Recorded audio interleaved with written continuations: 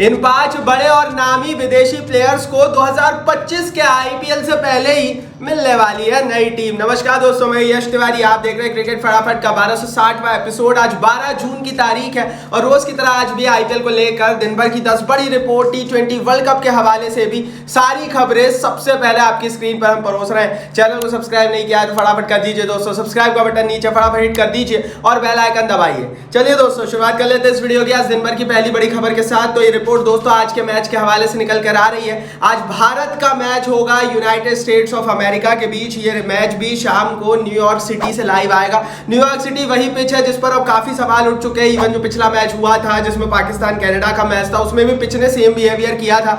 तो हम ये बोल सकते हैं कि इस मैच में भी जो आज होगा सेम पिच रहेगी, सेम अनइवन बाउंस रहेगा, सेम अनइवन टर्न रहेगा और मेरे हिसाब से पिच डेंजरस है और इस पर काम करना चाहिए। अच्छा, दूसरी तरफ भारत अगर इस मैच को जीत जाता है तो भारत ऑफिशियली क्वालिफाई कर जाएगा सुपर 8 के लिए। हालांकि आज की परिस्थिति अगर हम ग्रुप ए की देखें तो भारत साफ साफ क्वालिफाई कर रहा है। भारत 2 में से 2 मैचेस जीत चुका है। भारत को अभी भी 2 मैचेस खेलने हैं, लेकिन नेट रन रेट भी अच्छा, और अगर भारत यहां पर यूएसए को हरा देता है तो सीधे सीधे क्वालिफाई कर जाएगा। तो एक अच्छा मैच है भारत के लिए, इजी मैच हो सकता है। आगे बढ़ते हैं दोस्तों, बात करते हैं अब दिन भर की दूसरी बड़ी रिपोर्ट की। तो एक खबर दोस्तों निकल कर आ रही है ग्रुप ए के गणित के हवाले से। कल पाकिस्तान की टीम ने कनाडा को हरा दिया और उसके बाद जो ग्रुप ए है वो फिर से खुल चुका है और पाकिस्तान के चांसेस अब सुपर 8 में जाने के बढ़ गए हैं। देखो, इंडिया तो हम बात नहीं कर रहे बिकॉज इंडिया ऑलरेडी क्वालिफाई कर जाएगा, तो हम लोग तो खेलने वाले हैं सुपर 8 में, लेकिन सभी चाहते हैं कि पाकिस्तान भी आए, क्योंकि अगर पाकिस्तान आए तो हो सकता है इंडिया पाकिस्तान मैच एक दफा फिर हमें देखने को मिले और पाकिस्तान को हम एक दफा और हराते हुए दिखे। दैट्स व्हाई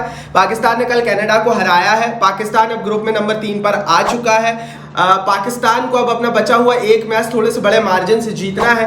प्रे करना है कि यूएसए अपने बचे हुए दोनों मैचेस हार जाए, कनाडा भी ना जीत पाए, आयरलैंड भी ना जीत पाए। ऐसी परिस्थिति में पाकिस्तान के चांसेस रहेंगे। मेरे हिसाब से आज की परिस्थिति में 30 से 40% चांसेस है पाकिस्तान के।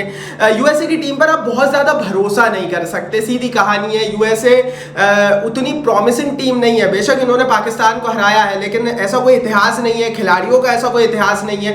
एंड दैट्स वाई दोस्तों, मैं अभी भी यही मानता हूं कि भारत और पाकिस्तान ही ग्रुप ए से क्वालिफाई करेंगे सुपर 8 के लिए। बेशक वो एक मैच यूएसए जीत गई, पाकिस्तान का इतिहास है इस तरह के मैचेस हारने का, और हमें पता है कि पाकिस्तान कितनी गंदी गंदी छोटी छोटी टीमों से मैचेस हार जाती है। तो ये पाकिस्तान का एक गंदा इतिहास है, लेकिन ओवरऑल अगर मैं देखूं तो इंडिया पाकिस्तान ही मुझे ऐसा लगता है सुपर 8 में आगे बढ़ेंगे। आप बताओ कौन सी 2 टीमें आगे बढ़ रही हैं? आगे बढ़ते हैं दोस्तों, बात कर लेते हैं दिन भर की तीसरी बड़ी रिपोर्ट की। तो ये खबर दोस्तों निकल कर आ रही है मेगा ऑक्शन के नए नियम के हवाले से।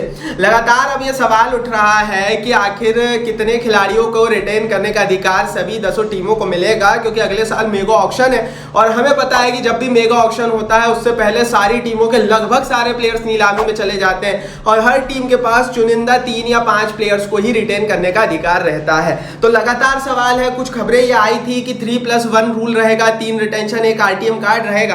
अब एक और खबर आ रही है, जो रिटेंशन के प्लेयर्स का नंबर रहेगा वो पिछले 5 साल के प्रदर्शन के आधार पर डिसाइड होगा। जी हां, पिछले 5 साल में किस टीम ने कैसा खेला है उस आधार पर डिसाइड होगा कि कितने खिलाड़ियों को उस पर्टिकुलर टीम को रिटेन करने का अधिकार है। जैसे मान लीजिए चेन्नई ने पिछले 5 साल में अच्छा क्रिकेट खेला तो चेन्नई को कुछ 1-2 प्लेयर्स ज्यादा रिटेन करने का अधिकार होगा, या फिर 1-2 एक्स्ट्रा आरटीएम कार्ड चेन्नई के पास रहेंगे। हालांकि ये अभी प्रारंभिक ड्राफ्ट में ये रखा गया है और अभी गवर्निंग काउंसिल की बैठक में इस पर्टिकुलर नियम पर बातचीत होगी।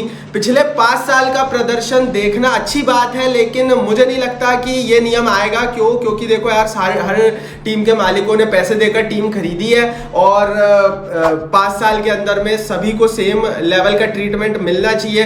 छोटी नीलामी में तो हमको पता रहता है कि बड़े प्लेयर्स हर टीम रिटेन कर लेती है, लेकिन बड़ी नीलामी ही ऐसी रहती है जहां पर टीमों के पास मौका होता है बड़े प्लेयर्स को खरीदने का। एंड मुझे नहीं लगता इस तरह का नियम आना चाहिए। बाकी आप इस पर अपनी राय लिख दो। आगे बढ़ते हैं, बात कर लेते हैं दिन भर की चौथी बड़ी खबर की, लेकिन उससे पहले चैनल को तो आपने सब्सक्राइब कर ही दिया है। 2024 का T20 वर्ल्ड कप 2025 की नीलामी मेगा ऑक्शन और रिटेंशन की प्रोसेस सब कुछ सबसे पहले कवर कर रहे हैं हम हमारे टेलीग्राम चैनल पर भी। टेलीग्राम की लिंक नीचे डिस्क्रिप्शन बॉक्स में 70,000 लोग फ्री में ज्वाइन कर चुके हैं। आप भी एक एक खबर सुनने के लिए फटाफट खोलिए डिस्क्रिप्शन बॉक्स में, परिवार का हिस्सा बनिए। आगे बढ़ते हैं, बात कर लेते हैं दोस्तों दिन भर की चौथी बड़ी रिपोर्ट की। तो एक खबर ग्लेन मैक्सवेल के हवाले से निकल कर आ रही है। ग्लेन मैक्सवेल कंफर्म्ड हो चुके हैं आरसीबी की टीम के हवाले से रिलीज होने के लिए। जैसा कि मैंने वीडियो की शुरुआत में बताया, इस वीडियो में हम 5 खिलाड़ियों के, बड़े खिलाड़ियों के नाम बताएंगे, विदेशी खिलाड़ियों के नाम बताएंगे जो कि अगले साल हमें अगली नई टीम में दिखेंगे। ग्लेन मैक्सवेल इस लिस्ट में पहला नाम है। और हालांकि ऑलरेडी हम इस बारे में बात कर चुके हैं कि ग्लेन मैक्सवेल को रिटेंशन नहीं मिलेगा, क्योंकि जो आरसीबी शुरुआती प्लेयर्स को रिटेन करने वाली उसमें शायद Virat Kohli, Plessis, Will Jacks, Rajat Patidar और सिराज जैसे प्लेयर्स का नाम आगे हो। And that's why limited foreign retentions भी रहेंगे। ग्लेन मैक्सवेल नीलामी में जाएंगे। अब कौन सी नई टीम में जाते हैं ये देखने वाली बात होगी। काफी टीमें इंटरेस्टेड होगी, बेशक उस तरह के फॉर्म में ग्लेन मैक्सवेल नहीं है, लेकिन काफी टीमें इंटरेस्टेड होगी। बहुत ज्यादा पैसा हम मैक्सी के ऊपर बरसते हुए नहीं देखेंगे, क्योंकि मैक्सी से जो उम्मीद थी वो पिछले 4 महीनों से उन्होंने कहीं भी क्रिकेट खेल कर नहीं की है। हालांकि जो वर्ल्ड कप हुआ था 2023 का भारत में, उसमें वो बहुत चले थे। आगे बढ़ते हैं दोस्तों, बात करते हैं दिन भर की 5वीं बड़ी रिपोर्ट की। तो दूसरे बड़े खिलाड़ी इस लिस्ट में देख लेते हैं। मिचेल स्टार्क भी इस लिस्ट में वही खिलाड़ियों की सूची में आते हैं जिनकी टीम बदलेगी। अब आप बोलोगे कि जब आईपीएल का फाइनल केकेआर जीती थी तब तो स्टार्क ने कहा था कि अगले साल वो केकेआर की टीम का हिस्सा बनना चाहते हैं। लेकिन भैया देखो, जब आप जीतते हो ना तो आपका सब कुछ ऊपर होता है और आप ऐसी बातें करते हो जो शायद आप बाद में डिनाई कर देते हो। मिचेल स्टार्क को 25 करोड़ रुपए मिल रहे थे और मिचेल स्टार्क कभी भी 6 या 7 करोड़ रुपए में किसी टीम में आकर खेलेंगे नहीं है, हम सबको पता है। वो बड़ी मुश्किल से तो खेलने आते हैं। अगर खेलने आए तो नीलामी में ही जाएंगे, क्योंकि केकेआर इतना रिटेंशन अमाउंट दे नहीं पाएगा। 25 करोड़ तो बिल्कुल नहीं, क्योंकि फिक्स रिटेंशन अमाउंट होता है मेगा ऑक्शन से पहले, एंड केकेआर दे नहीं सकता मिचेल स्टार्क को इतना पैसा। तो मिचेल स्टार्क आपको नीलामी में दिखने वाले हैं। हो सकता है 25 करोड़ नहीं, लेकिन मुझे ऐसा लगता है 10 से 15 करोड़ की रेंज हो सकती है, जिसमें किसी नई टीम में, वो आरसीबी भी हो सकती है, वो सीएसके भी हो सकती है, कोई भी हो सकती है, उसमें हमें स्टार की नजर आए।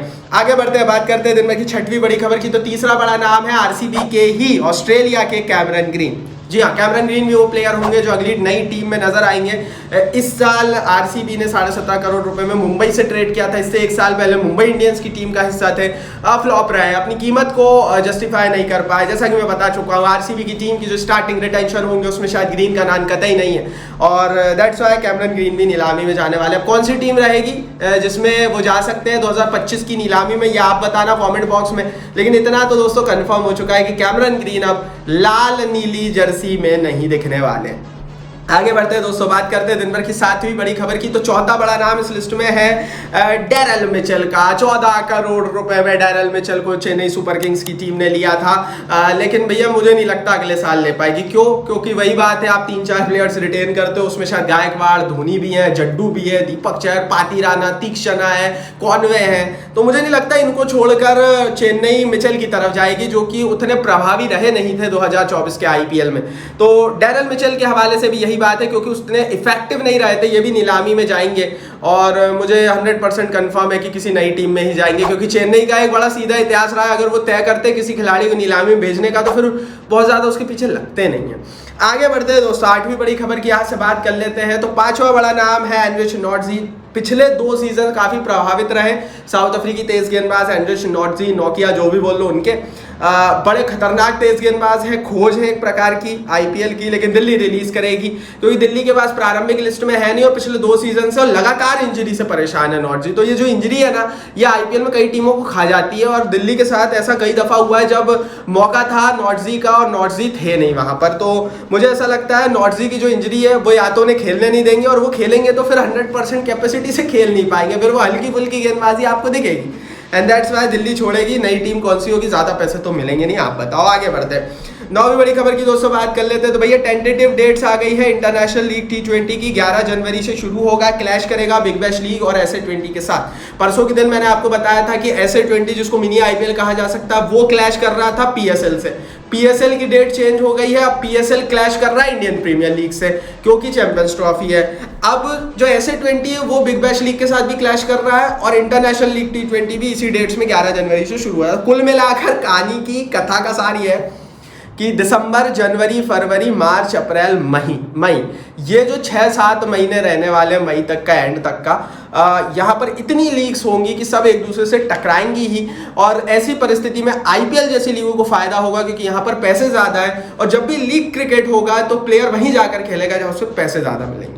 तो इंडियन प्रीमियर लीग के लिए लाइक जरूर बनता है, लाइक का बटन नीचे, क्योंकि हिंदुस्तान की ये लीग दुनिया की बैंड बजा रही है, दुनिया पर छा चुकी है। आगे बढ़ते हैं, 9वीं बड़ी रिपोर्ट के बाद अब 10वीं बड़ी खबर की यहाँ से बात कर लेते हैं। आपको याद होगा दोस्तों कि आईपीएल 2024 में आरसीबी सीएसके का एक मैच था जो कि एक वर्चुअल नॉकआउट था, जिसमें आरसीबी की टीम ने चेन्नई को पस्त कर जगह बना ली थी प्लेऑफ में, और काफ़ी बड़ा वो मैच था। अब रिपोर्ट ये आ रही है कि सबसे ज़्यादा सोशल मीडिया इंटरेक्शन, सबसे ज़्यादा व्यूज़, सबसे ज़्यादा बज़ जो क्रिएट हुई थी वो उसी मैच में हुई थी। आईपीएल का जो फाइनल था उसको पछाड़कर आरसीबी सीएसके का मैच टॉप पर आ गया है। मतलब आईपीएल के फाइनल को लगभग ना के बराबर लोगों ने देखा, अगर हम उसे आरसीबी सीएसके वाले मैच से कंपेयर करें तो यहाँ से हमें पता लगता है कि आरसीबी और सीएसके की पॉपुलैरिटी कितनी है और आईपीएल का जादू कितना था 2024 में। और मेरे हिसाब से अगर किसी को 2024 का आईपीएल देखना हो ना तो उसे प्लेऑफ के मैचेस को छोड़कर पूरा आईपीएल देखना चाहिए, क्योंकि प्लेऑफ के जो मैचेस हुए थे वो काफी पस्त कमजोर मैच थे,